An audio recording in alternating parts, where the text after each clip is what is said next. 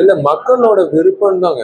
மக்களோட விருப்பம் எப்படி மாறுதோ அதுக்கேற்ற மாதிரி தான். இப்போ 10 வருஷம் முன்னாடி வந்து ஓடிடி இல்லை, இப்போ ஓடிடி வந்துருச்சு.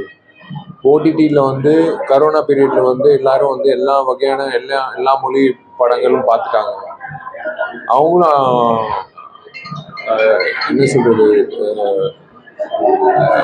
அவங்களோட டேஸ்ட்டும் வந்து ஏற்றிக்கிட்டாங்க. அந்த டேஸ்ட்டுக்கு ஏற்ற மாதிரி வந்து படங்கள் பண்ணுறது தான் நம்ம சாமர்த்தியம். அதுதான் நான் சொல்லுவேன். மத்திய பட்ஜெட் தாக்கல சொல்லியிருந்தீங்க, ரெட்டை வரி ரொம்ப பாதிப்பு ஏற்படுத்தாது. இல்ல பண்ணா நல்லது, ஏன் பண்ணலன்றதுதான் என்னோட கேள்வி. இது இவ்வளோ அப்பட்டமா வந்து ஒரு விஷயம் நடக்குதுன்னா நம்ம நாட்டுல அது ஏன் வந்து யாருமே கவனிக்கல, ஏன் யாருமே வந்து ஒரு முறையா வந்து போய் சொல்லல, ஏன் அது வந்து நிராகரிக்கப்பட்டது, எதுவுமே எனக்கு புரியல. எனக்கு சத்தியமா புரியல. ஏன்னா இத்தனை மாநிலத்துல வந்து தமிழ்நாடு மாநிலத்துல வந்து இப்படி நடக்குது அப்படின்றது 1 வருஷம் 2 வருஷம் இல்லை, போன அரசாங்கமும் சரி இந்த அரசாங்கமும் சரி வாங்கிட்டு இருந்தாங்க. சினிமா துறை வந்து ரொம்ப கஷ்டப்படுது, அது மட்டும்தான் நான் உண்மையை சொல்றேன். இந்த வருடம் வந்து சினிமா துறைக்கு வந்து ரொம்ப கடினமான ஒரு வருடமா இருக்கும். காரணம் வந்து நிறைய விஷயங்கள் இருக்குங்க.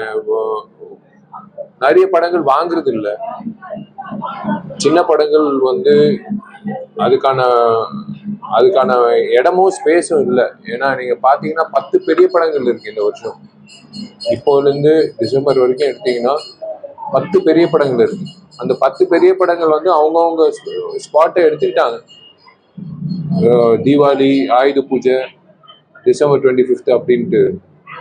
ஸோ இந்த இடையில வந்து இந்த சின்ன படங்கள் எல்லாம் எப்போ வந்து ரிலீஸ் ஆகும், எப்படி ரிலீஸ் ஆகும், எப்படி பார்க்கப்படும் அப்படின்றது ஒரு கேள்விக்குறியா இருக்கு. பட் இருந்தாலும் நல்ல படங்கள் இருக்கும்போது ஜனங்கள் வந்து பார்க்குறாங்க.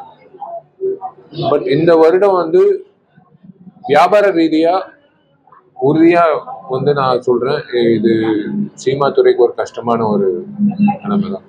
அடுத்தடுத்து தமிழகத்தில் தேசிய கட்சியோட மாநில தலைவர் வந்து கொலை செய்யப்பட்டிருக்காரு. அதே போல நாம் தமிழ் கட்சி மாதிரி அடுத்தடுத்து கொலைகள் நடக்குது. இது எப்படி பாக்குறீங்க? எந்த மாதிரி சமூகத்துல இல்ல, லா அண்ட் ஆர்டர் வந்து நடக்குது, நடக்கலன்னு நான் சொல்லல. லா அண்ட் ஆர்டர் நடக்குது. பட் அதை தாண்டி சில விஷயங்கள் நடக்கும்போது வந்து ரொம்ப தர்ம சங்கடமா இருக்கு. ஸ்ட்ரிக்டா இருக்காங்க, அவங்க வேலை பாக்குறாங்க. இப்ப நானும் இப்போ இந்த நிகழ்ச்சிக்கு வந்தேன், எனக்கும் பாதுகாப்பு கொடுத்தாங்க. இருந்தாலும் வந்து சில நேரத்துல வந்து இந்த மாதிரி விஷயங்கள் நடக்கும்போது ரொம்ப தர்ம சங்கடமா இருக்கு.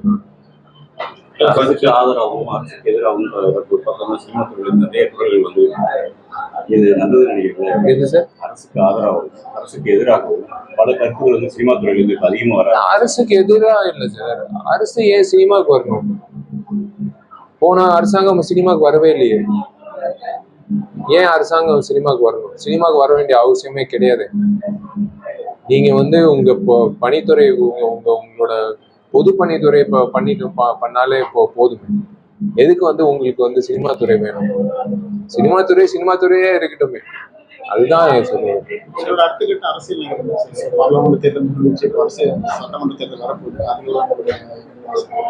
வரும், பெரிய பட்டியல் இருக்கும். மல்டிபிளெக்ஸ்ல போய் நீங்க எப்படி வந்து 6 படங்கள் வந்து போஸ்டர் பார்த்துட்டு நீங்க எந்த படம் விருப்பப்பட்டு நீங்க படம் பாக்குறீங்களோ அந்த மாதிரி வந்து இருக்கும். நேரடி அரசியல் களத்துல அது நான் இறங்கணுமா இல்லையா நான் அவங்க சொல்லணும்.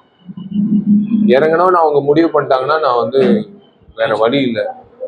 மக்களுக்காக வந்து ஏதாவது ஒண்ணு, இது சும்மா வந்து நான் ஷூட்டிங் போயிட்டு குடிநீர் இல்லாம ஒரு கிராமத்துல இருந்தது. ஏங்க 70 வருஷம் கழிச்சு குடிநீர் இல்லாம வந்து ஒரு கிராமம் இருக்குன்னா தூத்துக்குடியில, அது பாக்குறதுக்கு அசிங்கமா இருக்கு. நம்மளுக்கு தண்ணி குடிக்கிறதுக்கே ஒரு மாதிரி வருத்தமா இருக்கு. ஸோ அந்த மாதிரி இல்லாம இருந்தா நல்லது. எங்களை போல நடிகர்கள் வந்து நடிகர்களாலே இருந்துருவோம். நாங்க ஏன் அரசியல்வாதிகள் நிறைய நடிகர்கள் ஆகும் போது நடிகர்கள் அரசியல்வாதிகள் வராங்க. அதுதான். Thank you.